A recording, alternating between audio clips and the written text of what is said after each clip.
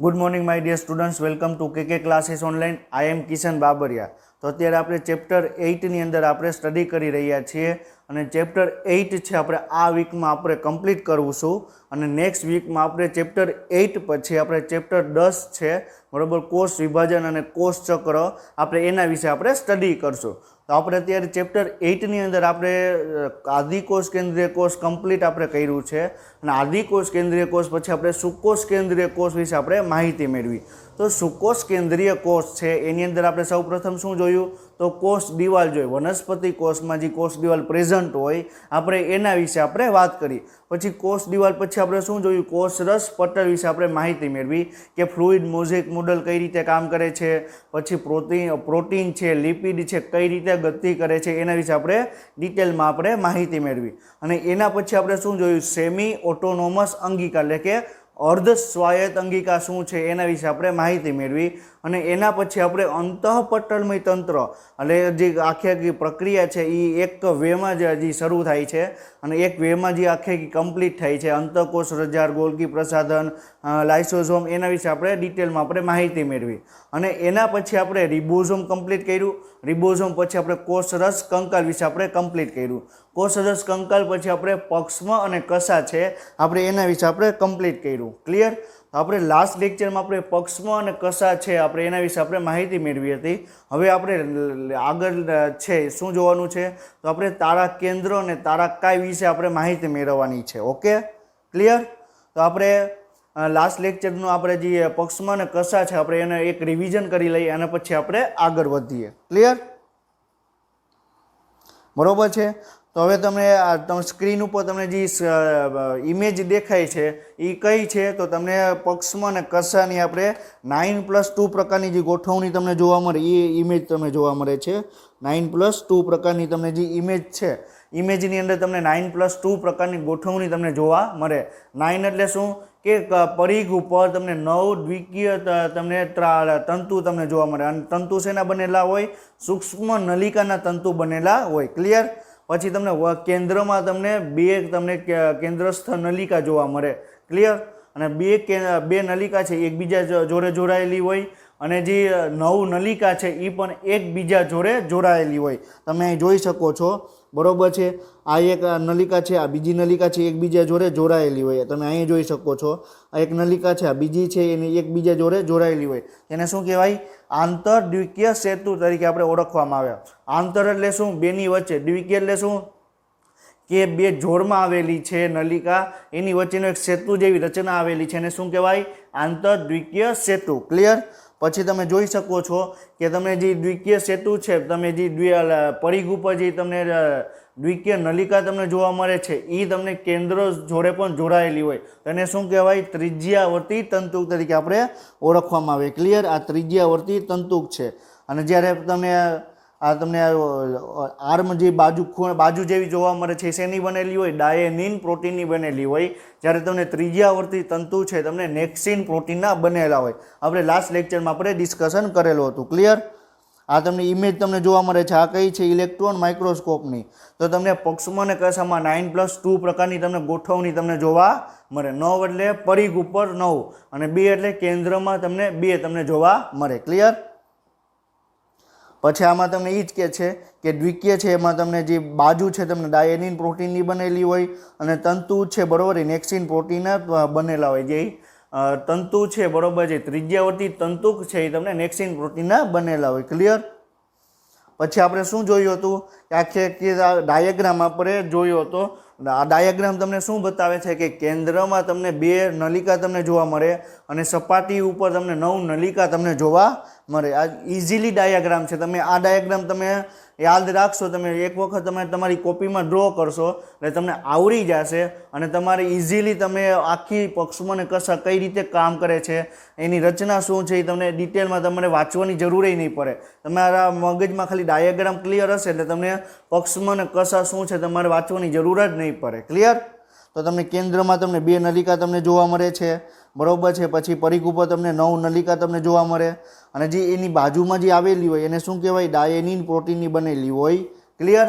અને જે ત્રિજ્યાવર્તી તંતુ છે બરોબર, આ ત્રિજ્યાવર્તી તંતુ છે એ શેના બનેલા હોય? નેક્સિન પ્રોટીનના બનેલા હોય। ક્લિયર? આપણે ઓલરેડી આ બધી વસ્તુ આપણે લાસ્ટ લેક્ચરમાં આપણે ડિસ્કશન પણ કરેલી હતી. તો તમે ઇઝીલી તમે આ ડાયાગ્રામ છે તમે તમારી કોપીમાં તમે ડ્રો કરી શકો. ક્લિયર?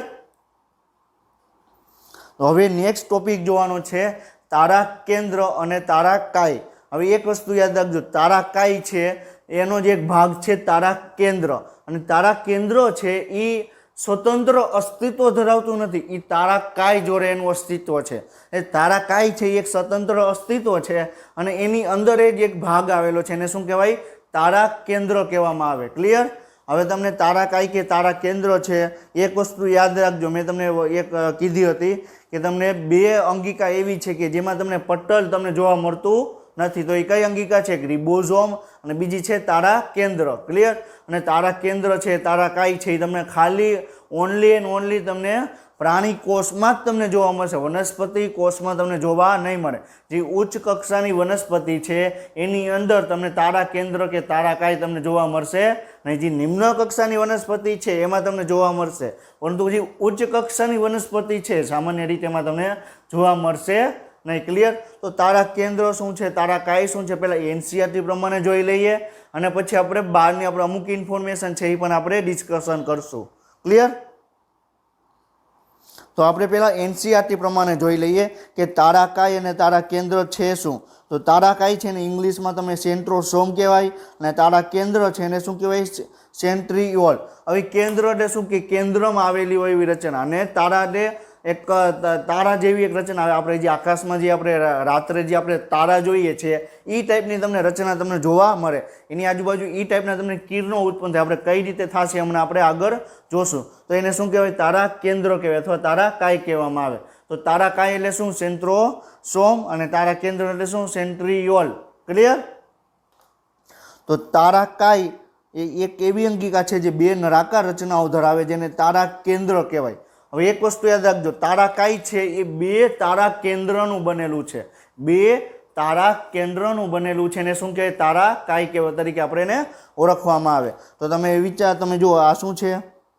આ તારા કેન્દ્ર છે, સોરી આ તારા કાય છે, અને એની વચ્ચે તમને આવી બે રચના તમને જોવા મળે, એને શું કહેવાય? તારા કાય તરીકે આપણે એને તારા કેન્દ્ર તરીકે આપણે એને ઓળખવામાં આવે. ક્લિયર? ક્લિયર? તો તારા કેન્દ્ર અને તારા કાય છે શું? આપણે એના વિશે આપણે માહિતી મેળવવી હોય તો તારા કાય છે એ બે તારા કેન્દ્રનું બનેલું હોય, અને તારા કેન્દ્રોની અંદર તમને પટલમય રચના તમને જોવા મળે નહીં. ક્લિયર?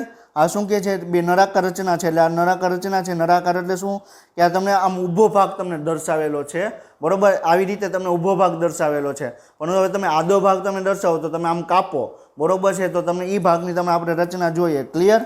તો શું તમને આવી રીતે રચના તમને જોવા મળશે.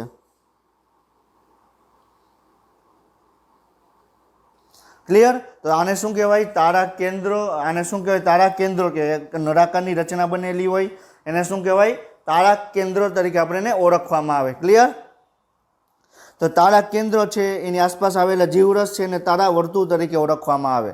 જે જીવરસ છે, જે તારા કેન્દ્ર છે, બરોબર છે, એની આજુબાજુમાં જે એક પ્રવાહી આવેલું હોય, ક્લિયર પ્રવાહી આવેલું હોય, એને શું કહેવાય? તારા વર્તુળ તરીકે આપણે એને ઓળખવામાં આવે. ક્લિયર? જો અહીંયા જે પ્રવાહી આવેલું, આ જે પ્રવાહી પ્રેઝન્ટ હોય એને શું કહેવાય? તારા વર્તુળ કહેવાય. એટલે જે તારા કેન્દ્રની આજુબાજુ જે પ્રવાહી આવેલું હોય એને શું કહેવાય? તારા વર્તુળ તરીકે આપણે એને ઓળખવામાં આવે. તો એક વસ્તુ યાદ રાખજો, તારા કાય એટલે શું કે બે તારા કેન્દ્રનું બનેલું હોય, અને તારા કેન્દ્ર એટલે શું કે તમને એક નળાકાર રચના આવેલી હોય એને શું કહેવાય? તારા કેન્દ્ર તરીકે આપણે ઓળખવામાં આવે. હવે તારા કેન્દ્ર કઈ રીતે રચના છે એ આપણે હમણાં આગળ જોશું. ક્લિયર? હવે જો તમને આમાં ઇમેજમાં તમે જોઈ શકો છો, બરોબર છે? આ શું છે? આખી આખી એક તારા કાય છે, બરોબર? આ શું છે? તારા કાય છે. ક્લિયર? અને આ શું છે? તારા કેન્દ્ર છે. અને એની આજુબાજુ જે પ્રવાહી આવેલું શું કહેવાય? તારા વર્તુળ કહેવાય. ક્લિયર? તો તમે આ ઇમેજ દ્વારા તમે ઇઝીલી તમે જોઈ શકો કે તારા કેન્દ્ર શું છે, તારા કાય કઈ રીતે છે, અને તારા વર્તુળ શું છે. તો એક આવરણ છે એની વચ્ચે તમને બે તારા કેન્દ્ર તમને જોવા મળે, એને શું કહેવાય? એને આખી આખી રચના છે એને તારા કાય કહેવાય. અને તારા કેન્દ્ર છે તમને નળાકાર રચના તમને જોવા મળે. ક્લિયર? અને તમને એની આજુબાજુમાં જે ક્લિયર ફ્લુઇડ તમને જોવા મળે, જે ક્લિયર પ્રવાહી તમને જોવા મળે, એને શું કહેવાય? તારા પ્રવાહી તરીકે આપણે એને ઓળખવામાં આવે. ક્લિયર? હવે શું કે છે કે જે તારા કેન્દ્ર છે, બંને તારા કેન્દ્ર તારાકીયમાં એકબીજા સાથે કાટખૂણે ગોઠવાયેલા હોય. ક્લિયર? હવે શું કે છે કે બે તારા કેન્દ્ર છે એકબીજાને કાટખૂણે ગોઠવાયેલા હોય. હવે શું છે, આ એક તારા કેન્દ્ર છે, બરોબર, આ બીજું તારા કેન્દ્ર છે. હવે તમે એવી રીતે આમ તમને કાટખૂણે તમને આમ ગોઠવાયેલા હોય. ક્લિયર? આવી રીતે તમને કાટખૂણે તમને ગોઠવાયેલા તમને જોવા મળશે. તો આ શું છે? એક તારા કેન્દ્ર છે. આ શું છે? બીજું તારા કેન્દ્ર છે. બંને એકબીજા જોડે તમને તારા કેન્દ્ર એકબીજા કાટખૂણે તમને જોવા મળશે. તો આ શું છે? એક તારા કેન્દ્ર છે. આ બીજું તારા કેન્દ્ર તમે જુઓ તો બે તમને કાટખૂણે તમને આવી રીતે તમને જોવા મળશે. ક્લિયર? તેને શું કહેવાય? તારા કેન્દ્ર છે, બંને એકબીજા જોડે તમે કાટખૂણે તમને જોવા મળશે. દરેક તારા કેન્દ્રનું આયોજન છે, બરોબર, ગાડાના પૈડા જેવું તમને જોવા મળે. હવે ગાડાના પૈડા જેવું એટલે શું હોય કે તમને જ્યારે વિલેજમાં તમે જાઓ તો ત્યારે ખેતી કરતા હોય તો તમને બળદ અને ગાડાની એક રચના હોય, બરોબર, ગાડું હોય અને એક બળદ હોય અને એના દ્વારા એની ખેતી કરવામાં આવે. તો જે ગાડાના જે પૈડા છે એના જેવી તમને રચના જોવા મળે. તો ગાડું છે એનું પૈડું કઈ રીતનું હોય? બરોબર છે, તો ગાડું છે, બરોબર, એનું કેન્દ્ર ભાગ છે, કેન્દ્ર ભાગમાં એ ગાડા જોડે ગાડો છે, બરોબર, એની જોડે એ જોડાયેલું હોય અને એની આજુબાજુ એક આખું વ્હીલ આવેલું હોય આવી રીતે. બરોબર છે, અને એમાં તમને એરા જેવી રચના જોવા મળે. અને એરા કેટલા હોય? 9 જેટલા હોય. ક્લિયર? તો તમને આવી રીતે તમને તારા કેન્દ્રો તમને જોવા મળે. આપણે હમણાં ક્લિયરલી આપણે ફિગર પણ ડ્રો કરશું. આપણે આપણે જે પક્ષમાં કસામાં આપણે ડ્રો કરીએ તે હરિતકણ છે એમાં આપણે ડ્રો કરીએ તે એવી જ રીતે આપણે એક ફિગર હમણાં આપણે એક ડાયાગ્રામ છે આપણે હમણાં ડ્રો કરશું એટલે તમને ક્લિયરલી તમને ઇમેજ આવી જશે કે તમને કઈ રીતે તમને રચના તમને જોવા મળે. અને આપણે એક વાત યાદ રાખજો કે પક્ષમાં અને કસામાં તમને 9+2 પ્રકારની ગોઠવણી તમને જોવા મળે. જ્યારે તમને તારા કેન્દ્ર છે એમાં તમને 9+0 પ્રકારની ગોઠવણી તમને જોવા મળે. શું કામ? કારણ કે 9 છે એ તો પરિઘ ઉપર તમને જોવા મળે. આવી રીતે તમને પરિઘ ઉપર ગોઠવાયેલી હોય. અને 0 એટલે શું કે કેન્દ્રમાં એમાં એક પણ નલિકા તમને જોવા નહીં મળે. કેન્દ્ર છે એકદમ ખોખલું હશે. ક્લિયર?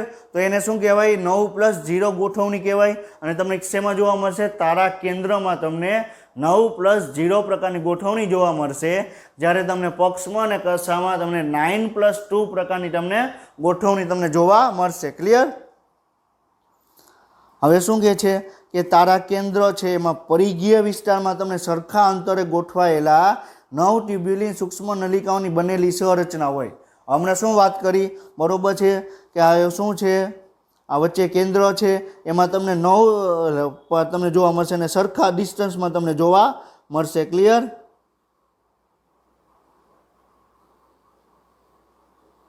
બરોબર, અહીંયા સરખું ડિસ્ટન્સ થયું નથી પરંતુ આપણે સરખા ડિસ્ટન્સમાં તમને જોવા મળે. તો તારા કેન્દ્ર છે પરિઘ વિસ્તારમાં તમને 9 નલિકા તમને જોવા મળે. અને 9 નલિકા કેવી હોય? ત્રિખંડી હોય. હમણાં આપણે આગળ જોશું. ક્લિયર? તો તમને પરિઘ ઉપર તમને 9 નલિકા જોવા મળશે. કેન્દ્રમાં એક પણ તમને નલિકા તમને જોવા નહીં મળે. તો એની ગોઠવણીને શું કહેવાય? 9+0 પ્રકારની એને ગોઠવણી કહેવાય. ક્લિયર? તો 9+0 એટલે શું? પરિઘ ઉપર તમને 9 નલિકા તમને જોવા મળશે. કેન્દ્રમાં એક પણ તમને નલિકા તમને જોવા નહીં મળે. તો એને શું કહેવાય? 9+0 પ્રકારની એને ગોઠવણી કહેવાય. તો તમને 9+0 તમને તારા કેન્દ્રમાં તમને જોવા મળશે. 9+2 પ્રકારની ગોઠવણી છે એ તમને પક્ષમાં અને કસા છે એની અંદર તમને જોવા મળશે. તો પહેલાં આપણે છે, બરોબર, એક ડાયાગ્રામ આપણે કાચો એવો એક ડાયાગ્રામ ડ્રો કરી લઈએ એટલે તમને મગજમાં યાદ રહીએ કે તારા કેન્દ્ર છે એ કઈ રીતે રચના એની ગોઠવાયેલી હોય. હવે એક વસ્તુ યાદ રાખજો, પક્ષમાં અને કસા છેમાં જે પરિઘ ઉપર જે 9 સૂક્ષ્મ નલિકા ગોઠવાયેલી હતી એ હંમેશા તમને જોડમાં તમને જોવા મળશે. એટલે બે સૂક્ષ્મ નલિકા છે એ એકબીજા સાથે જોડાઈને એક સૂક્ષ્મ નલિકા બનાવે. બરોબર? ક્લિયર હતું? આપણે જો આવી રીતે જોયું હતું ને કે આ બે સૂક્ષ્મ નલિકા છે એકબીજા જોડે જોડાય અને આખી એક સૂક્ષ્મ નલિકા બનાવે. તો એવી જ રીતે, બરોબર, તમને અહીંયા સૂક્ષ્મ નલિકા છે બેની જગ્યાએ તમને 3 તમને જોવા મળશે. તો પરિઘ ઉપર તમને આવી રીતે તમને 3 નલિકા તમને સૂક્ષ્મ નલિકા છે તમને જોવા મળે. તો આને શું કહેવાય? ત્રિખંડી તરીકે આપણે એને ઓળખવામાં આવે. શું કહેવાય? ત્રિખંડી. ત્રિખંડી એટલે શું કે ત્રણ, અને ખંડ એટલે શું કે ત્રણ ટ્યુબ્યુલિન પ્રોટીનની બનેલી સૂક્ષ્મ નલિકા જોવા મળે એને શું કહેવાય? ત્રિખંડી તરીકે આપણે એને ઓળખવામાં આવે. તો આપણે હમણાં ડિટેલ્સમાં આપણે હમણાં ડાયાગ્રામ આપણે હવે ડ્રો કરીએ. ક્લિયર? હવે આપણે શું કીધું કે તમને ગાડાના પૈડા જેવી તમને રચના જોવા મળે. એટલે ગાડાનું પૈડું છે એમનો કેન્દ્રનો ભાગ કેવો હોય? એ તમને ગાડા જોડે એ જોડાયેલો હોય, ગાડું છે એના જોડે એ જોડાયેલો હોય. તો કેન્દ્રના ભાગમાં તમને એક પણ પ્રકારની તમને સૂક્ષ્મ નલિકા તમને જોવા મળશે નહીં. તો આ કયો ભાગ થઈ ગયો? કેન્દ્રનો ભાગ થઈ ગયો. ક્લિયર? તો કેન્દ્રમાં ભાગમાં તમને એક પણ તમને નલિકા તમને જોવા નહીં મળે, એકદમ ખોખલો હશે. તો એને શું કહેવાય? કેન્દ્રનો ભાગ છે તમને ઝીરો તમને કહી શકાય. એટલે તમને કેન્દ્રના ભાગમાં તમને એક પણ પ્રકારની સૂક્ષ્મ નલિકા તમને જોવા નહીં મળે. તો હવે આપણે જે કેન્દ્રના ભાગે જે સૂક્ષ્મ નલિકા છે એમાં તો જોવામાં નહીં મળે. આપણે પરિઘ ઉપર જે સૂક્ષ્મ નલિકા છે એ આપણે ડ્રો કરવાની છે.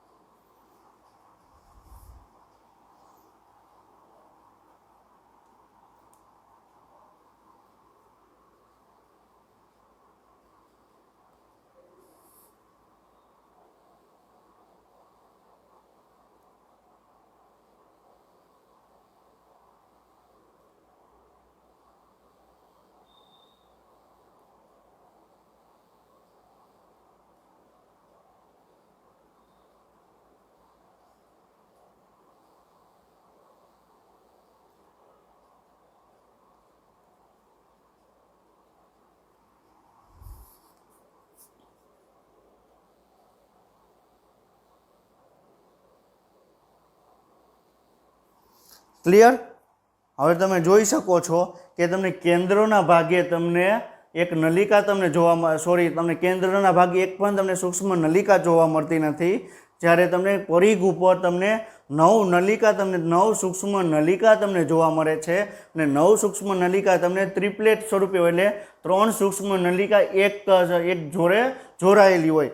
હવે એક વસ્તુ યાદ રાખજો, જે 9 સૂક્ષ્મ નલિકા છે એ એકબીજા જોડે પણ જોડાયેલી હોય. જે 9 સૂક્ષ્મ નલિકા છે એ એકબીજા જોડે પણ જોડાયેલી હોય. પણ કઈ રીતે જોડાયેલી હમણાં આપણે ડ્રો કરીએ. બરોબર છે? હવે આપણે શું કીધું કે ત્રણેય સૂક્ષ્મ જે 9 સૂક્ષ્મ નલિકા છે એ એકબીજા જોડે જોડાયેલી. તો કઈ રીતે જોડાશે?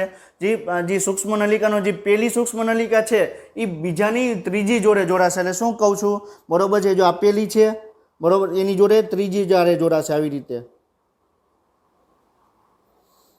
આવી રીતે તમને જોવા મળશે. બરોબર છે?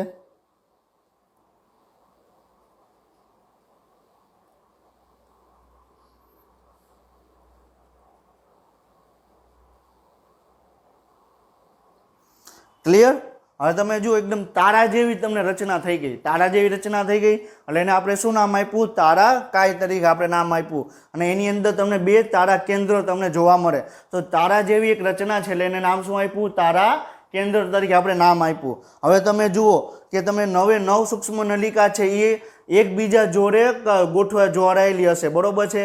તો એકબીજા જોડે એ તંતુક વડે જોડાયેલી હશે. હજી 9 સૂક્ષ્મ નલિકા છે એ કેન્દ્રો જોડે પણ જોડાયેલી હશે. અને કઈ રીતે? કે ત્રિજ્યાવર્તી તંતુક વડે જોડાયેલી હશે. ક્લિયર?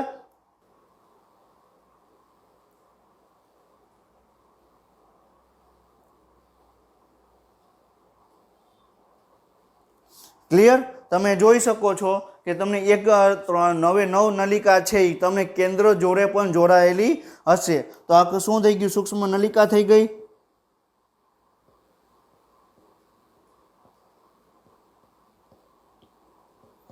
ક્લિયર? બરોબર છે?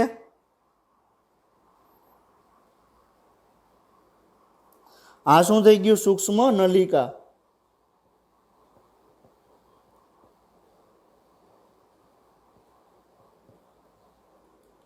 ક્લિયર? હવે જે તમે ત્રિજ્યાવર્તી તંતુ જોડાયેલા છે બરોબર, જે કેન્દ્ર જોડે જે તંતુ જોડાયેલા છે એને શું કહેવાય? ત્રિજ્યાવર્તી તંતુ કહેવાય.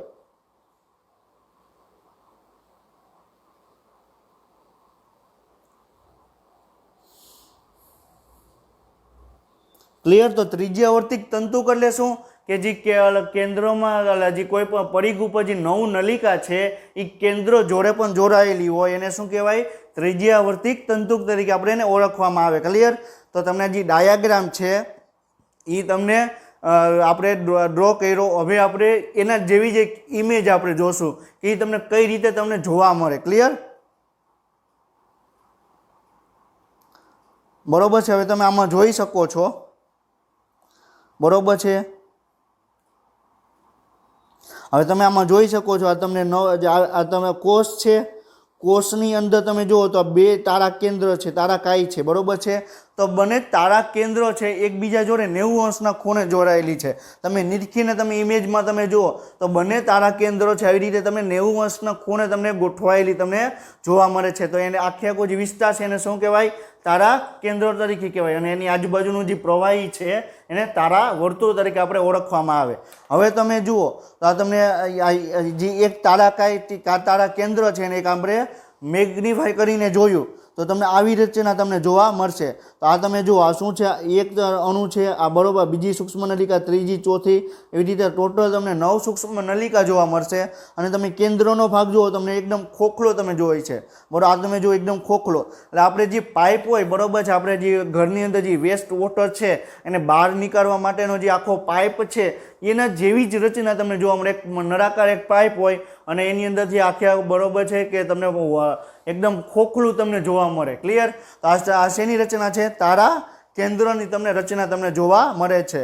ક્લિયર? તો તમને તારા કેન્દ્રમાં આપણે શું છે કે તમને પરિઘ ઉપર તમને 9 સૂક્ષ્મ નલિકા જોવા મળે.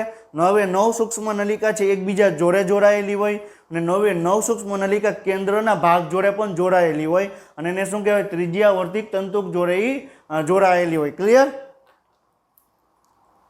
હવે આપણે એનસીઆરટી પ્રમાણે પાછું જોઈ લઈએ કે શું કહેવા માગે છે. હવે જે પ્રત્યેક પરિઘીય નલિકા છે તમને ત્રેખંડ સ્વરૂપે ગોઠવાયેલી હોય. એટલે શું કહે છે કે પ્રત્યેક સૂક્ષ્મ નલિકા છે તમને 3 તમને આવી રીતે સૂક્ષ્મ નલિકા તમને જોવા મળે. ક્લિયર? તો પ્રત્યેક સૂક્ષ્મ નલિકા છે એ તમને ત્રેખંડ સ્વરૂપે તમને જોવા મળે. અને પાસપાસીના ત્રેખંડ જે એકબીજા જોડે છે એ તંતુક વડે જોડાયેલી હોય. બરોબર છે. આ એક સૂક્ષ્મ નલિકા થઈ ગઈ. બરોબર છે. આ બીજી સૂક્ષ્મ નલિકા થઈ ગઈ. તો બંને એકબીજા જોડે એક તંતુક વડે જોડાયેલી હોય. ક્લિયર? અને તંતુક કઈ રીતે હોય? એક સૂક્ષ્મ નલિકાનો ઉપરનો ભાગ અને બીજી સૂક્ષ્મ નલિકાનો નીચેનો ભાગ એવી રીતે તમને જોડાયેલી હોય. ક્લિયર?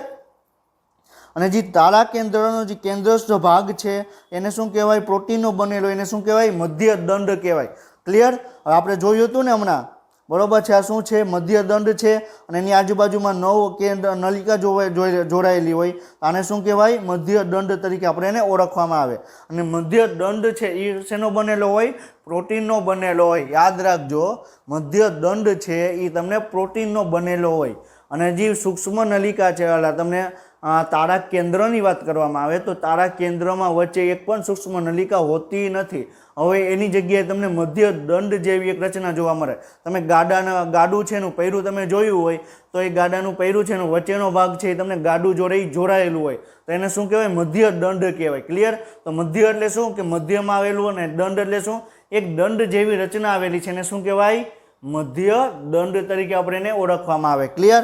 તો મધ્ય દંડ તમને ક્યાં જોવા મળે? પ્રાણી કોષમાં જ તમને જોવા મળશે. શું કહું છું? મધ્ય દંડ છે એ તમને ક્યાં જોવા મળશે? પ્રાણી કોષમાં આવેલી તારા કેન્દ્રના મધ્ય ભાગમાં, કેન્દ્રના ભાગમાં આવેલી રચના છે એને શું કહેવાય? મધ્ય દંડ તરીકે આપણે એને ઓળખવામાં આવે. ક્લિયર? હવે શું કહે છે કે ત્રેખંડ છે એ સૂક્ષ્મ નલિકાઓ અને પ્રોટીનના બનેલા ત્રિજ્યાવર્તી તંતુક વડે મધ્ય દંડ જોડે જોડાયેલી હોય. અને આપણે હમણાં વાત કરીને કે બરોબર છે કેન્દ્રનો ભાગ છે. બરોબર છે. અને 3 સૂક્ષ્મ નલિકા છે એ 3 સૂક્ષ્મ નલિકા એક ત્રિજ્યાવર્તી તંતુક વડે જોડાયેલી હોય. અને કોની જોડે જોડાયેલી હોય? મધ્ય દંડ જોડે જોડાયેલી હોય. ક્લિયર? તારા કેન્દ્ર છે પક્ષમાં અને કશાનો તલકાય ભાગ બનાવે. એટલે શું કહે છે કે તારા કેન્દ્ર છે પક્ષમાં અને કશાનો તલ ભાગ બનાવે. આપણે લાસ્ટ લેક્ચરમાં પણ આપણે ડિસ્કશન કરેલું હતું કે પક્ષમાં અને કશા છે એનો તલકાય વડે ક્યાંથી ઉદ્ભવે, તો તારા કેન્દ્રોમાંથી ઉદ્ભવે. ક્લિયર? બરોબર. આ શું છે? તારા કેન્દ્ર છે. આ કોષ રસ પટલ છે. બરોબર છે. એમાંથી એક આ સૂક્ષ્મ નલિકાઓ તમને જોવા મળે અને પટલ છે આવી રીતે તમને આમ ઘેરાયેલી તમને પટલ જોવા મળે. ક્લિયર? આપણે વાત કરી હતી ને તો જે સૂક્ષ્મ પક્ષમાં અને કશાનો એનો નીચેનો સૌથી નીચેનો ભાગ શેનો બનેલો હોય? તારા કેન્દ્રોનો બનેલો હોય. અને આપણે લાસ્ટ લેક્ચરમાં પણ આપણે આ વસ્તુ યાદ કરી હતી કે પક્ષમાં અને કશા છે એ તમને 9+2 પ્રકારની ગોઠવણી ધરાવે, જ્યારે પક્ષમાં અને કશા છે એનો જે નીચેનો ભાગ છે એ તમને 9+0 પ્રકારની ગોઠવણી દર્શાવે. શું કામ? કારણ કે જે નીચેનો ભાગ છે એ તમને તારા કેન્દ્રનો બનેલો હોય અને તારા કેન્દ્ર છે એમાં તમને 9+0 પ્રકારની તમને ગોઠવણી તમને જોવા મળે. ક્લિયર? તો આપણે લાસ્ટ લેક્ચરમાં પણ આપણે વાત કરીએ તેને આઈએમપી ટોપિક છે, આઈએમપી ક્વેશ્ચન છે, યાદ રાખજો. ક્લિયર? પછી શું કીધું કે પ્રાણી કોષોના કોષ વિભાજન દરમિયાન દ્વિધ્રુવીય ત્રાકનું સંચાલન કરે. બરોબર છે કે પ્રાણી કોષોનું જ્યારે કોષ વિભાજન થાય ત્યારે દ્વિધ્રુવીય ત્રાકનું સંચાલન કરે. આપણે વાત કરી હતી ને કે બંને છેડા ઉપર તમને તારા કેન્દ્રો ગોઠવાયેલા હોય અને તારા કેન્દ્રોમાંથી એક સૂક્ષ્મ નલિકા ઉત્પન્ન થાય અને એ સૂક્ષ્મ નલિકા છે એ તમને કોષ કેન્દ્ર સૂક્ષ્મ નલિકા છે તમને રંગસૂત્રોના સેન્ટ્રોમિયર જોડે જોડાય અને એ ખેંચે. આપણે વાત કરી હતી ને, યાદ આવ્યું? લાસ્ટ લેક્ચરમાં આપણે વાત કરી હતી. બરોબર છે. આ શું છે? કોષ છે. અહીંયા તમને તારા કેન્દ્રો તમને જોવા મળે છે. ક્લિયર? અને અહીંયા તમને એક રંગસૂત્રો તમને જોવા મળે છે. બરોબર છે. આ શું છે? રંગસૂત્રો છે. હવે તારા કેન્દ્રમાંથી એક સૂક્ષ્મ નલિકા ઉત્પન્ન થાય અને કઈ સૂક્ષ્મ નલિકા હતી? કઈ હતી? સૂક્ષ્મ નલિકા છે. આપણે કોષરસ કંકનના 3 ઘટકો ભણ્યા એની અંદર એક સૂક્ષ્મ નલિકા છે. એ સૂક્ષ્મ નલિકા છે તમને તારા કેન્દ્ર છે એની સૂક્ષ્મ નલિકા તમને તારા કેન્દ્રના ભાગમાંથી ઉદ્ભવે અને એ તમને રંગસૂત્રોના કે સેન્ટ્રોમિયર છે એની જોડે જોડાય. ક્લિયર? અને એને ખેંચવાનું કાર્ય કોણ કરે? સૂક્ષ્મ તંતુ કરે. ક્લિયર? તો સૂક્ષ્મ તંતુ એને ખેંચે તો આ તમને દ્વિધ્રુવીય ત્રાકનું નિર્માણમાં પ્રક્રિયામાં કોણ ભાગ ભજવે? તારા કેન્દ્ર. યાદ રાખજો, તારા કેન્દ્ર છે એ તમને કોષ વિભાજનમાં મહત્વપૂર્ણ ભાગ ભજવે છે. ક્લિયર? હવે એક વસ્તુ યાદ રાખજો. હવે આપણે વનસ્પતિ કોષ અને પ્રાણી કોષની આપણે સરખામણી કરીએ તો તમને પ્રાણી કોષમાં તમને તારા કેન્દ્ર જોવા મળશે, વનસ્પતિ કોષમાં તારા કેન્દ્ર તમને જોવા નહીં મળે. હવે આપણે શું કીધું? હવે તમને એમ ક્વેશ્ચન તમને ફેરવીને પૂછે. હવે અહીંયા તમને એમ કીધું પ્રાણી કોષમાં કોષ વિભાજન દરમિયાન દ્વિધ્રુવીય ત્રાકનું નિર્માણ કરે. ક્લિયર? અહીંયા શું કીધું? કોષ વિભાજન દરમિયાન દ્વિધ્રુવીય ત્રાકનું નિર્માણ કરે. હવે તમારી ટેક્સ્ટબુકમાં ચોખવટ આપેલી છે. હવે તમને ફેરવીને તમને એમ પૂછે કે નીચેનામાંથી કઈ અંગિકાને કોષમાંથી દૂર કરવામાં આવે તો કોષનું વિભાજન શક્ય નથી. કોષમાંથી કઈ અંગિકાને દૂર કરવામાં આવે તો કોષ વિભાજન શક્ય નથી. બરોબર? તો શું આવે? તો એક ઓપ્શન આપેલો હોય ગોલ્ગી કાય, બી ઓપ્શન આપેલો હોય અંતઃકોષ રજાર, સી ઓપ્શન આપેલો હોય કે તમને સી ઓપ્શન કયો આપેલો હોય? તારા કેન્દ્રો આપેલો હોય અને ડી ઓપ્શન આપેલો હોય કે કણાભ સૂત્રો. તો તમારે શું સિલેક્ટ કરવાનું આવે? તારા કેન્દ્ર. તારા કેન્દ્રોને તમે પ્રાણી કોષમાંથી તમે રિમૂવ કરી નાખો તો કોષ ક્યારેય પણ વિભાજન પામશે નહીં. ક્લિયર? તો કોષ વિભાજન પામવા માટે એને ઇમ્પોર્ટન્ટ મહત્વપૂર્ણ ભાગ કોણ ભજવે? તારા કેન્દ્ર ભજવે. યાદ રાખજો. બરોબર છે? હવે તમને મનમાં એમ ક્વેશ્ચન થાય કે પ્રાણી કોષમાં તો કોષ વિભાજન આપણે તારા કેન્દ્ર હશે તો જ થશે અને વનસ્પતિ કોષમાં તો તારા કેન્દ્રો નથી તો એનું કોષ વિભાજન કઈ રીતે થાય? તો એમાં કોષ વિભાજન છે એના માટેની અલગ પદ્ધતિ આવેલી હોય. આપણે 10મા ચેપ્ટરમાં પણ આપણે એને સ્ટડી કરશું. ક્લિયર? તો તારા કેન્દ્ર છે અત્યારે એટલું યાદ રાખો કે તારા કેન્દ્ર છે એ કોષ વિભાજનમાં મહત્વપૂર્ણ ભાગ ભજવે. વનસ્પતિ કોષમાં હાજર ન હોય જ્યારે પ્રાણી કોષમાં તમને એ હાજર તમને જોવા મળે. ક્લિયર? યાદ રાખજો કે પ્રાણી કોષમાં છે બરોબર તમને દ્વિધ્રુવીય ત્રાકનું નિર્માણ કોણ કરે? તારા કેન્દ્ર કરે. અને અત્યારે આપણે આપણે કેન્સર શબ્દ તમે સાંભળ્યો હશે ને. કેન્સર શું છે? તો ટૂંકમાં તમે કેન્સરની વાત કરવામાં આવે તો શું છે? અનિયંત્રિત કોષ વિભાજન છે. અનિયંત્રિત કોષ વિભાજન. અનિયંત્રિત એટલે શું કે આપણે કોષ વિભાજન એટલે એક કોષમાંથી બે કોષ બનવાની જે પ્રક્રિયા છે એને શું કહેવાય? કોષ વિભાજન કહેવાય. ક્લિયર? આ એક કોષ છે એમાંથી બે કોષ બને તો નોર્મલી આપણે જાણીએ છીએ કે આને શું કહેવાય? કોષ વિભાજન કહેવાય. અને એ તમને કોષ કેન્દ્ર દ્વારા નિયંત્રિત હોય, પરંતુ એનું નિયંત્રણ છે કોષ કેન્દ્ર ગુમાવી દે તો એ કોષ વિભાજન થયા જ રાખે અને તમારા શરીરમાં કોઈ પણ એક ભાગમાં આવી રીતે એક ગાંઠ તમને જોવા મળે તો એને શું કહેવાય? આપણે એને કેન્સર થયું કહેવાય. તમે સાંભળ્યું હશે કે એને કેન્સરની ગાંઠ તરીકે આપણે ઓળખવામાં આવે. અને અત્યારે વૈજ્ઞાનિકો અત્યારે એના ઉપર રિસર્ચ કરે છે કે કોષ વિભાજન છે એ આપણે કેન્સર છે એટલે કોષ અનિયંત્રિત કોષ વિભાજન થયું.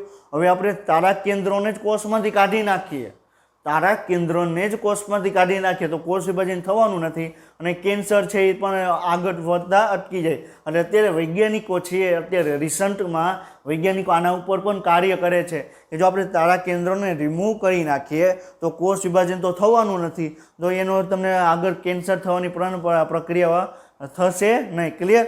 પરંતુ આગળ કોષ વિભાજન જ નહીં પામે. હવે એની સાઈડ ઇફેક્ટ શું છે, કઈ રીતે કાર્ય કરે છે એ તો વૈજ્ઞાનિકો અત્યારે સંશોધન કરે છે. એટલે તારા કેન્દ્રો આવ્યું, પ્રાણી કોષનું નામ આવ્યું અને મેં તમને આ ટોપિક ઉપર મેં તમને પ્રકાશ આપ્યો કે તમને આવી રીતે પણ અત્યારે વૈજ્ઞાનિકો સંશોધન કરે છે. ક્લિયર?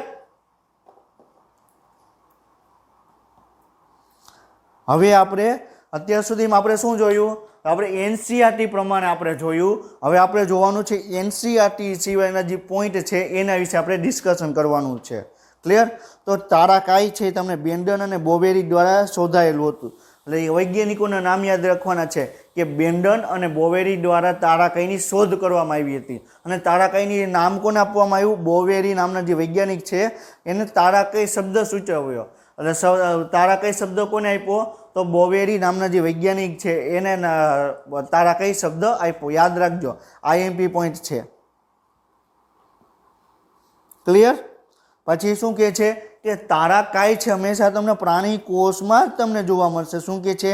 તારાકાઈ છે હંમેશા તમને પ્રાણી કોષમાં જ તમને જોવા મળશે અને નિમ્ન પ્રકારની વનસ્પતિમાં તમને જોવા મળશે. જે શેવાળ છે, જે એકકોષી, મુખ્યત્વે એકકોષી વનસ્પતિમાં તમને જોવા મળે. એટલે જે તેઓ શેવાળ એટલે ગતિશીલ શેવાળ જેવા નીચા છોડના જૂથોમાં પણ તે હાજર હોય. એટલે શું કહે છે કે જે નિમ્ન પ્રકારની એક વનસ્પતિ છે, નિમ્ન પ્રકારની વનસ્પતિ એટલે શું કે જ્યારે પૃથ્વીનું સર્જન થયું, જ્યારે સૃષ્ટિનું સર્જન થયું ત્યારે સૌ પ્રથમ જે સજીવો અસ્તિત્વમાં આવ્યા, જે સૌ પ્રથમ એકકોષી સજીવો અસ્તિત્વમાં આવ્યા, એ બધા સજીવોને શેમાં રાખવામાં આવે? નિમ્ન કક્ષાના સજીવોમાં.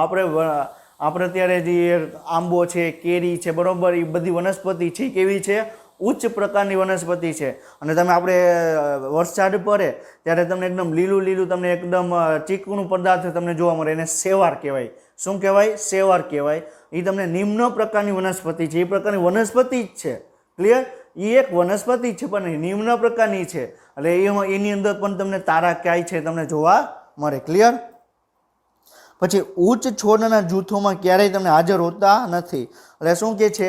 તમને એમ કે તારા કેન્દ્ર તમને કઈ જગ્યાએ તમને હાજર હોય? તો તારાકાઈ છે, તારા કેન્દ્ર છે તમને પ્રાણી કોષમાં હાજર હોય અને બીજે ક્યાં હોય? નિમ્ન પ્રકારની વનસ્પતિ છે એની અંદર તમને હાજર તમને જોવા મળે. જ્યારે તમને ઉચ્ચ કક્ષાની વનસ્પતિમાં તમને તારા કેન્દ્ર કે તારાકાઈ તમને જોવા મળે નહીં. ક્લિયર? હવે શું કહે છે કે બંને તારાકાઈ એકબીજાના જમણા ખૂણા ઉપર તમને હાજર હોય. શું કહે છે કે બંને તારાકાઈ છે તમને એકબીજાના તમને જમણા ખૂણા ઉપર તમને 90 અંશના ખૂણે તમને જોવા મળે. ક્લિયર? આ તમને 90 અંશના ખૂણે તમને જોવા મળે છે. ક્લિયર? તો આને શું કહેવાય? તારા કેન્દ્રો છે એકબીજા જોડે તમને 90 અંશના ખૂણે તમને જોવા મળે. બરોબર છે?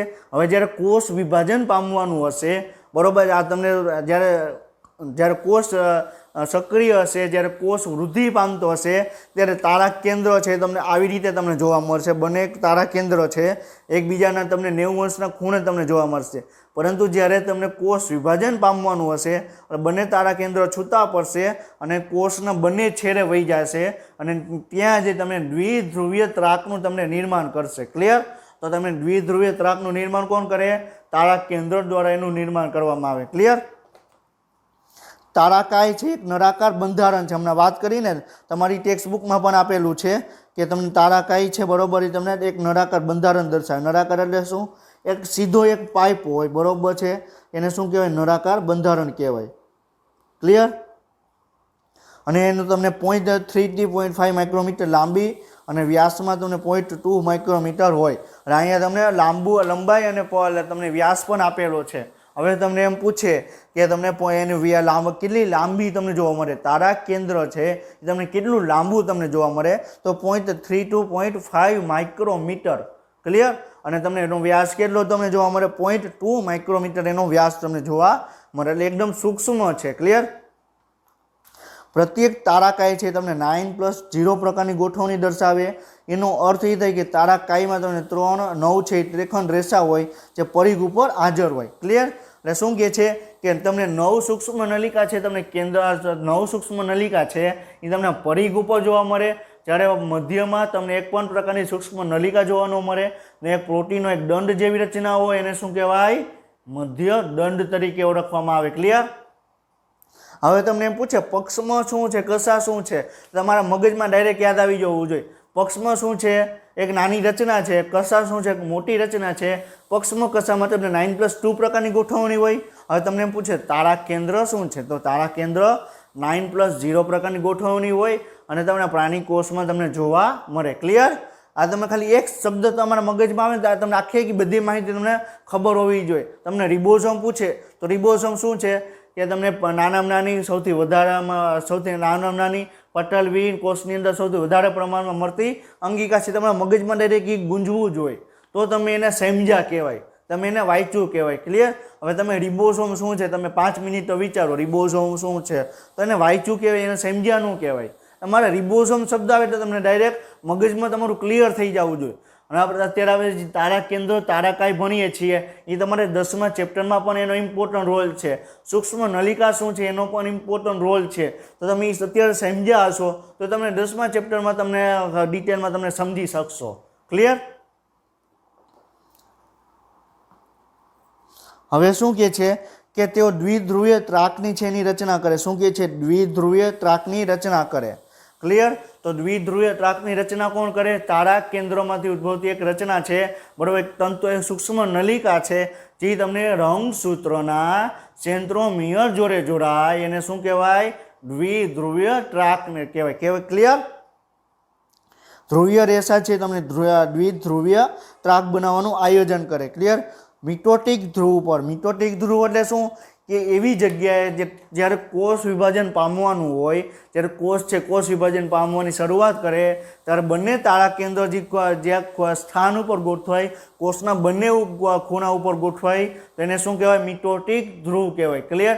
મિટોટિક ધ્રુવ એટલે શું કે માઇટોટિક ધ્રુવ એટલે શું કે જ્યારે કોષ વિભાજન પામવાની શરૂઆત થાય ત્યારે બંને તારા કેન્દ્ર છે કોષના બંને વિરુદ્ધ દિશામાં ગોઠવાઈ જાય, એને શું કહેવાય? મિટોટિક ધ્રુવ કહેવાય. ક્લિયર? આ શું છે? કોષ છે બરોબર. કોષ વિભાજન પામવાનું હોય તો એક તારા કેન્દ્ર અહીંયા ગોઠવાઈ જાય, બીજું તારા કેન્દ્ર અહીંયા ગોઠવાઈ જાય, તો આને શું કહેવાય? માઇટોટિક ધ્રુવ અથવા મિટોટિક ધ્રુવ તરીકે આપણે એને ઓળખવામાં આવે. ક્લિયર? હવે શું કહે છે કે રેસા છે તારાના કિરણોની જેમ ફેલાયેલી દેખાય તેવી જ એસ્ટર રે કહેવામાં આવે. તારાના કિરણો છે, હવે તમે રાત્રે તમે જોયું હોય તો તારા છે બરોબર, એમાંથી તમને એક પ્રકાશ તમને ઉદ્ભવતો હશે. સૂર્ય છે તો એક પ્રકારનો તારો છે, તેમાંથી તમને પ્રકાશ ઉદ્ભવતો હોય, તો એવી જ રીતે તારા કેન્દ્ર છે એમાંથી તમને એક અમુક પ્રકારના કિરણો ઉદ્ભવતા હોય એવી તમને રચના તમને જોવા મળે. ક્લિયર?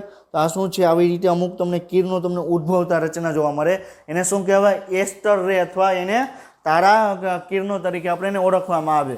હવે તમને ડિટેલમાં પણ તમને પૂછે કે તારા કિરણો શું છે, તો તમને તારા કિરણો ક્યાં જોવા મળે? તારા કેન્દ્રની અંદર તમને જોવા મળે. ક્લિયર? તો તારા કિરણો એટલે શું કે તારા કેન્દ્રની આજુબાજુ કિરણોની જેમ એક રચના તમને જોવા મળે, એને શું કહેવાય? તારા કિરણો જેવી રચના કહેવાય. ક્લિયર? હવે શું કહે છે કે કોષ વિભાજન સમયે પ્રાણી કોષમાં તારાકાય છે તારા કિરણો ઉત્પન્ન કરે. મેં તમને વાત કરી ને કે કોષ વિભાજન પામવાનું હોય ત્યારે બંને તારા કેન્દ્રો છે એકબીજાની વિરુદ્ધ દિશામાં ગોઠવાઈ જાય, એને શું કહેવાય? માઇટોટિક ધ્રુવ પર ગોઠવાઈ જાય. ક્લિયર? અને એ સમયે તમને તારા કિરણો છે એનું ઉત્પાદન, તારા કિરણો છે એ તમને ઉત્પન્ન થતા તમને જોવા મળે. ક્લિયર? હવે તારક કેન્દ્રો છે તો તમને તારા કિરણો તમને જોવા મળશે. તો તારા કેન્દ્રો છે, તારા કાય છે, તારા કિરણો છે એ તમને ક્યાં જોવા મળશે? ફક્ત અને ફક્ત તમને પ્રાણીમાં તમને જોવા મળશે અને નિમ્ન પ્રકારની વનસ્પતિ છે એની અંદર તમને તારા કેન્દ્ર છે તમને જોવા મળશે. ક્લિયર? તો તારા કાય અને એસ્ટર કિરણો છે તમને પ્રાણી કોષોમાં તમને જોવા મળે. ક્લિયર? તો એસ્ટર કિરણો એટલે શું? કે તારા કિરણોની વાત કરે છે. જે રીતે આપણે સૂર્ય છે એના કિરણો છે ને સૂર્યના કિરણો કહેવાય, તો એવી રીતે તારા કેન્દ્રોની આજુબાજુ જે કિરણો જેવી રચના જોવા મળે એને શું કહેવાય? તારા કિરણો અથવા એસ્ટર રે તરીકે આપણે એને ઓળખવામાં આવે. ક્લિયર? ધ્રુવીય રેસા છે અને માઇક્રોટ્યુબ્યુલ્સથી બનેલા હોય ટ્યુબ્યુલિન પ્રોટીન. જે ધ્રુવીય રેસા એટલે શું કીધું? ધ્રુવીય રેસા એટલે શું કીધું?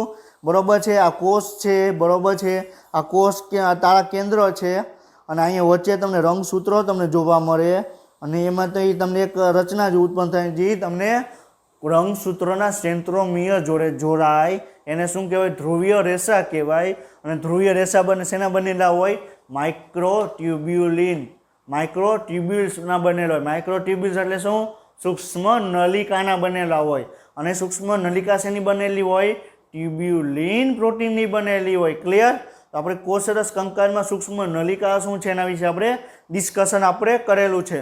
તો તેમને જ્યારે કોષ વિભાજન સમયે તમને તારા કેન્દ્રોમાંથી એક સૂક્ષ્મ નલિકા ઉત્પન્ન થાય, બરોબર છે, અને તમને ટ્યુબ્યુલિન પ્રોટીનની બનેલી રચના છે. ક્લિયર? હવે તારા કાયમાં બે ત્રિપુટી વચ્ચેનો કોણ 40 અંશનો હોય. કેટલો હોય? 40 અંશનો.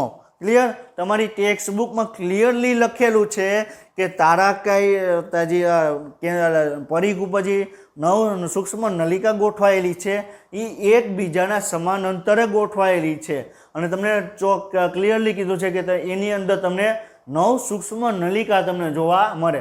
તો વર્તુળ છે તો વર્તુળ તો તમને 360 તમને જોવા મળે અને તમને 9 સૂક્ષ્મ નલિકા તો તમને 360 ડિવાઇડ બાય 40 360 ડિવાઇડ બાય 9 કરો. ક્લિયર?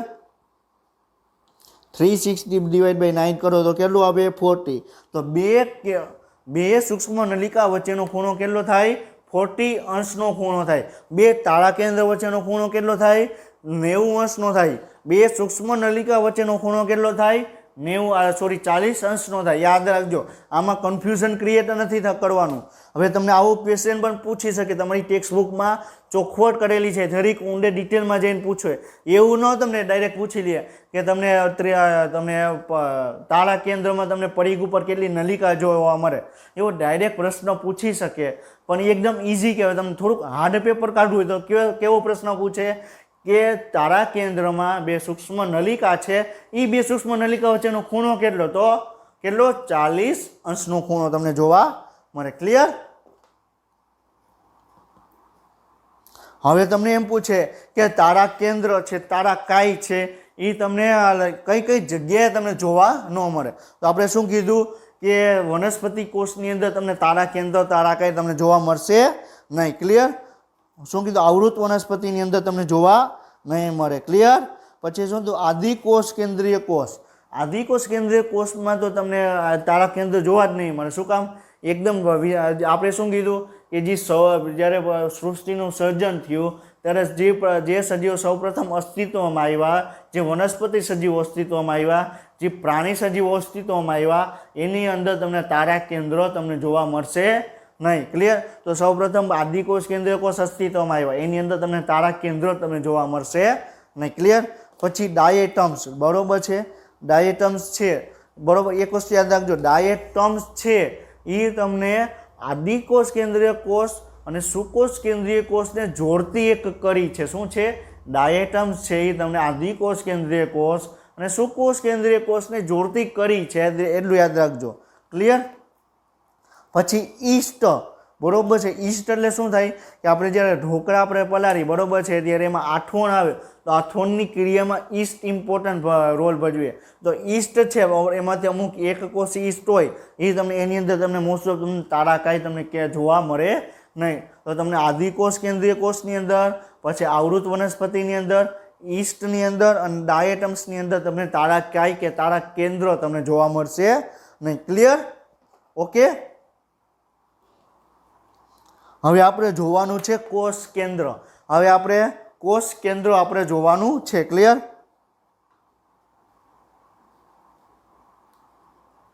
આપણે શું જોવાનું છે? કોષ કેન્દ્ર આપણે જોવાનું છે. તો આપણે શું વાત કરી કે આપણે અત્યાર સુધીમાં આપણે તારા કેન્દ્ર અને તારાકાય વિશે વાત કરી. એની અંદર તમને વનસ્પતિ કોષમાં તમને જોવા ન મળે, જ્યારે પ્રાણી કોષની અંદર તમને જોવા મળે. ક્લિયર? તો હવે આપણે કોષ કેન્દ્ર ઉપર આપણે આગળ જવાનું છે. આપણે કોષ કેન્દ્રનો થોડોક પાર્ટ લઈ લઈએ આજના લેક્ચરમાં, અને નેક્સ્ટ લેક્ચરમાં આપણે કન્ટિન્યુ આપણે કોષ કેન્દ્રથી જ આપણે આગળ વધશું. તો આપણે કોષ કેન્દ્ર એટલે શું? કેન્દ્ર એટલે શું? કે કેન્દ્રોના ભાગમાં આવેલી, કોષનો એટલે કે કોષના મધ્યના ભાગમાં આવેલી જે કોષનું આખે કોષનું નિયંત્રણ કરે એને શું કહેવાય? કોષ કેન્દ્ર તરીકે આપણે એને ઓળખવામાં આવે. ક્લિયર?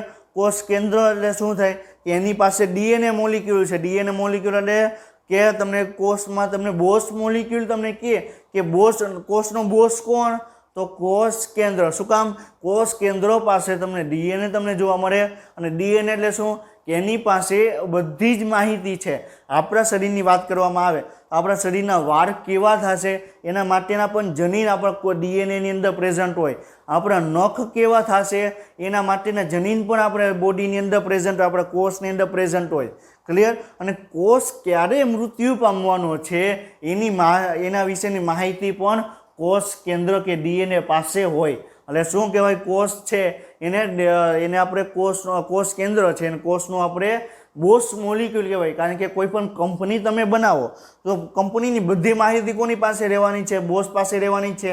તો એવી જ રીતે કોષનો બોસ કોણ? કોષ કેન્દ્ર. તો આપણે કોષ કેન્દ્ર વિશે આપણે માહિતી મેળવવાની છે. ક્લિયર?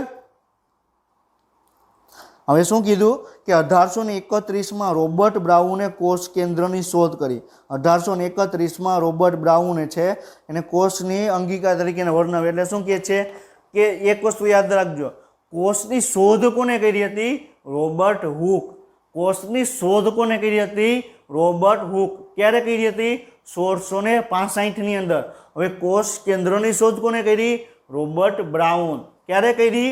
1831ની અંદર.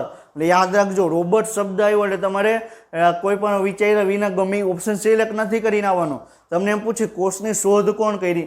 પહેલો ઓપ્શન આપ્યો હોય કે રોબર્ટ બ્રાઉન, તો તમે રોબર્ટ શબ્દ વાંચીને તમારે ડાયરેક્ટ સિલેક્ટ કરવાનું નથી. તમારે 4 ઓપ્શન સરખી રીતે તમારે વાંચવાના છે. ક્લિયર?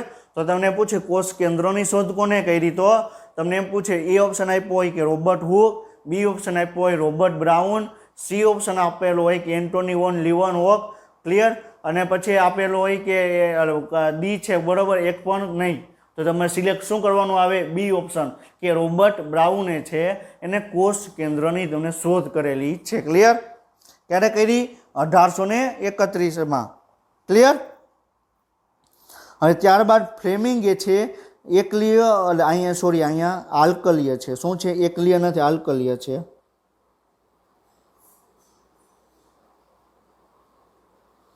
ક્લિયર? અને અહીંયા ટાઈપિંગ મિસ્ટેક છે. આલ્કલીય અભિરંજન. હવે એક વસ્તુ યાદ રાખજો, અહીંયા આલ્કલીય આપણે શું કામ? આલ્કલીય કે બેઝિક, બરોબર, બેઝિક આપણે કોઈ પણ છે એને આપણે પીએચની આપણે સેટઅપ પોઈન્ટ ઓફ વ્યૂથી આપણે જોઈએ તો કોઈ પણ છે એસિડિક નેચર ધરાવતો હોય, કોઈ પણ છે બેઝિક પ્રકૃતિ ધરાવતો હોય. એસિડિક અથવા બેઝિક તમને પ્રકૃતિ તમને જોવા મળે.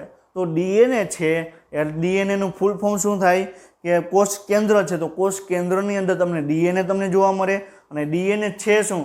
Deoxy ribonucleic acid. શું છે ડીએનએ? એટલે ડિઓક્સી રિબોન્યુક્લિક એસિડ.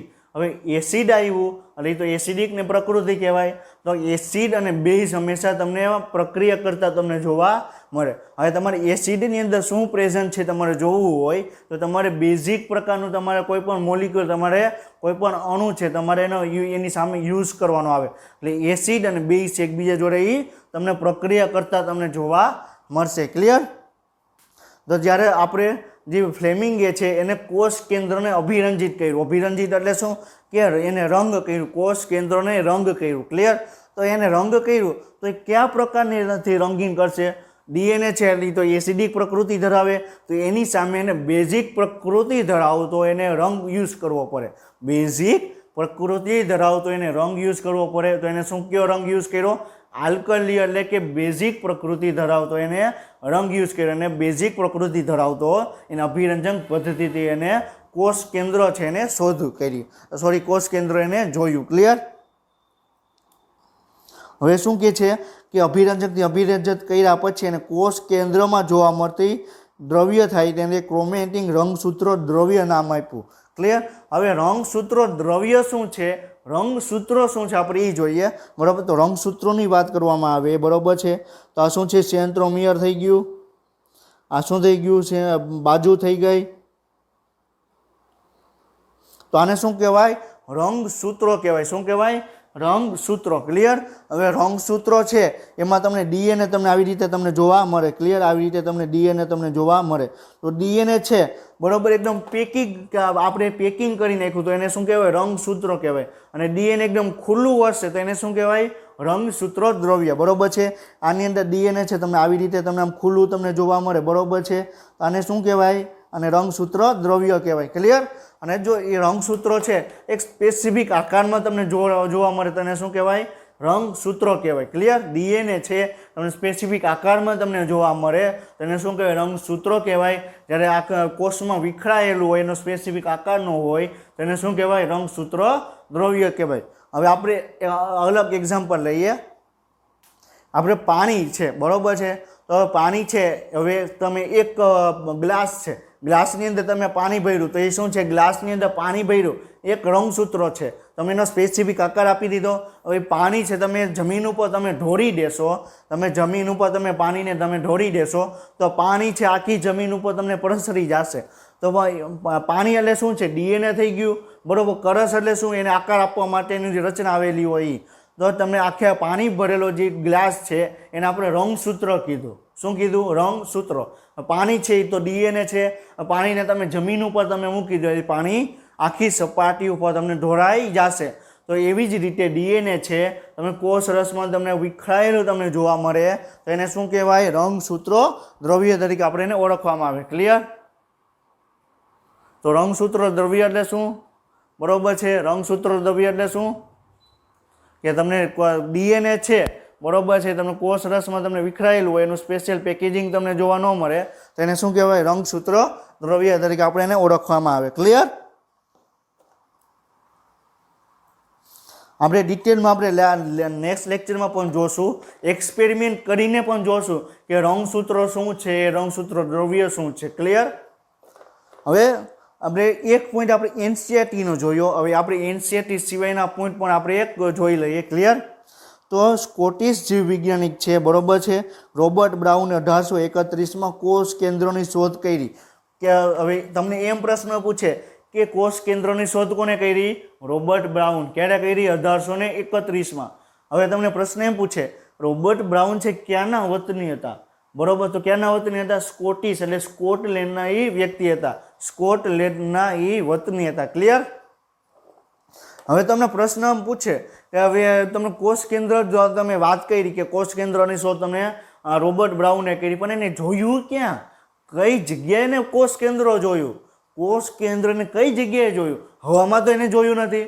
તો કોઈ પણ પ્રકારનો કોઈ વનસ્પતિ કોષ હશે, પ્રાણી કોષ હશે, કોઈ પણ પ્રકારના કોષની અંદર તો એને જોયું હશે. તો એ કોષ કયો હતો?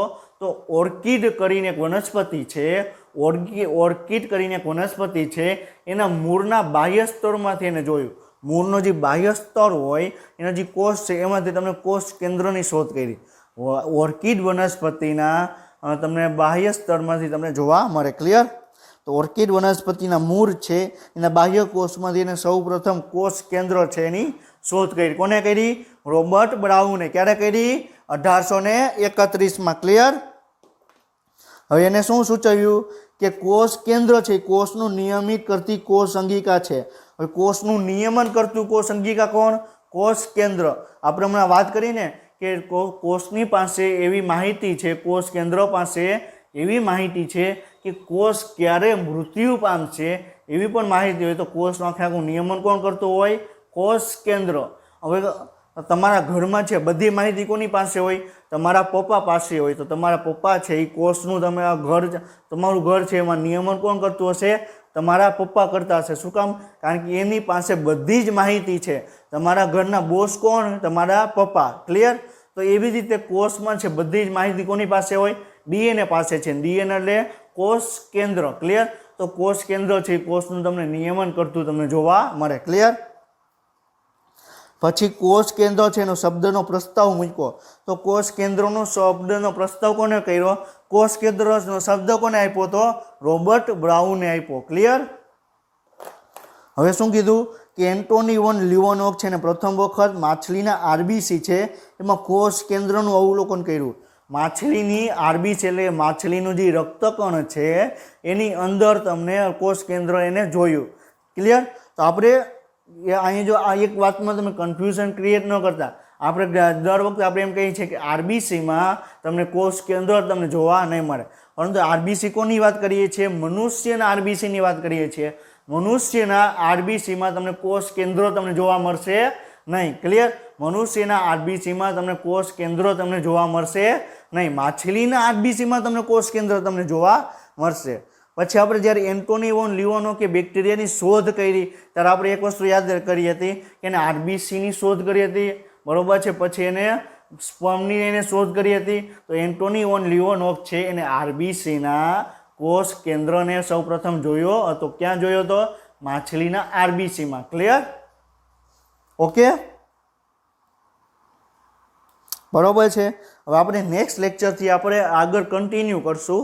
હવે આપણે આજના લેક્ચરમાં આપણે શું જોયું કે આજના લેક્ચરમાં આપણે તારા કેન્દ્ર કઈ રીતે કાર્ય કરે, એની રચના કઈ છે, તારા કઈ રીતે રચના છે, પછી તમને અને નેક્સ્ટ લેક્ચર સુધી તમે વાંચતા રહ્યો.